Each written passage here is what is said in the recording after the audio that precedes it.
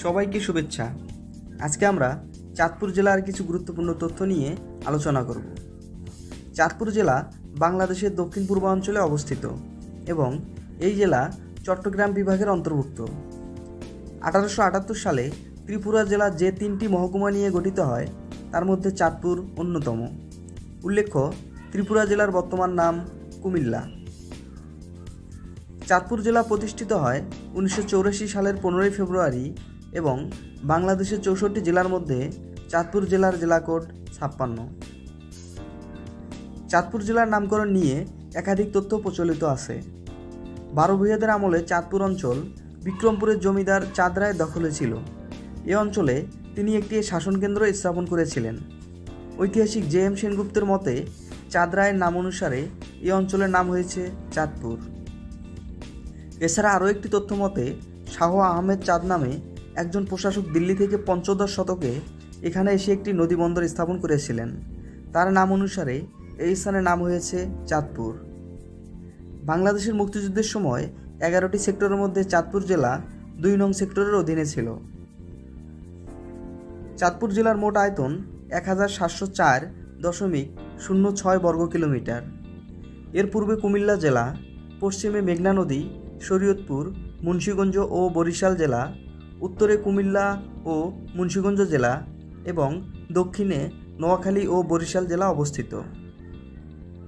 2011 সালের আদমশুমারি অনুযায়ী চাঁদপুর জেলার মোট জনসংখ্যা প্রায় 24,16,000। চাঁদপুর জেলায় মোট উপজেলার সংখ্যা 8টি, যথাক্রমে চাঁদপুর সদর, মতলব উত্তর, মতলব দক্ষিণ, হাইমচর, হাজীগঞ্জ, কচুয়া, শাহরাস্তি ও ফরিদগঞ্জ। চাঁদপুর জেলায় পুলিশ থানার সংখ্যা মোট 8টি এবং জাতীয় সংসদে আসন সংখ্যা মোট 5টি। চাঁদপুর জেলা নদীর জেলা হিসাবে পরিচিত। চাঁদপুর জেলা মেঘনা নদীর তীরে অবস্থিত। এছাড়া এই জেলার প্রধান নদীগুলো হচ্ছে পদ্মা, ডাকাতিয়া, ধনগোদা প্রভৃতি। চাঁদপুরের ইলিশ মাছ সুস্বাদু হিসাবে সারা দেশে সমাদৃত। এছাড়া ইলিশ মাছের অন্যতম প্রজনন অঞ্চল হিসাবে চাঁদপুরকে ইলিশের বাড়ি নামে ডাকা হয়। চাঁদপুর জেলায় অনেক ঐতিহাসিক ও দর্শনীয় স্থান রয়েছে। এগুলোর মধ্যে ভাস্কর্য অঙ্গীকার, রূপসা জমিদার বাড়ি, হাজীগঞ্জ ঐতিহাসিক বড় মসজিদ, মলহেট বা 3 নদীর মোহনা, হযরত শাহরাস্তি রহমতুল্লাহ আলাইহির মাজার, বাংলাদেশ মৎস্য গবেষণা ইনস্টিটিউট, ইলিশ চত্বর প্রভৃতি বিশেষভাবে উল্লেখযোগ্য। চাঁদপুর জেলায় অনেক উল্লেখযোগ্য ব্যক্তি রয়েছেন, যাদের মধ্যে 8 নং সেক্টর কমান্ডার আবু ওসমান চৌধুরী, 1 নং সেক্টর কমান্ডার রফিকুল ইসলাম বীর উত্তম, স্থপতি মোস্তফা হারুন কুদ্দুস হালি, সওগাত পত্রিকার সম্পাদক মোহাম্মদ নাসির উদ্দিন, গণমাধ্যম ব্যক্তিত্ব শাইখ সিরাজ, ডক্টর দীপু মনি বিশেষভাবে উল্লেখযোগ্য।